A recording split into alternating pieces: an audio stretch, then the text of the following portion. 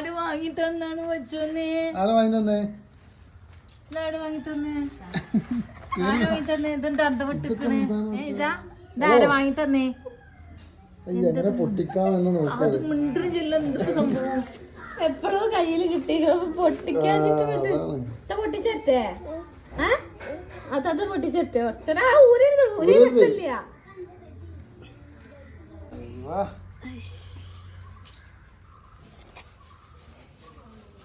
മോളെ ഐസ്ക്രീം കാലിയാക്കിക്കണ്ട. മിഠായി നിർത്തിയ ആളാണ് ഈ നിർത്തിയ ആളല്ലേ? മിഠായിൽ എന്താ ഉള്ളത്? മിഠായിൽ എന്താ ഉള്ളത്? ആ പാമ്പുണ്ടെന്ന് പറഞ്ഞിട്ട് ഇതുവരെ ഒരു 2-3 ആഴ്ചയായിട്ട് നിർത്തിയ ആളല്ലേ?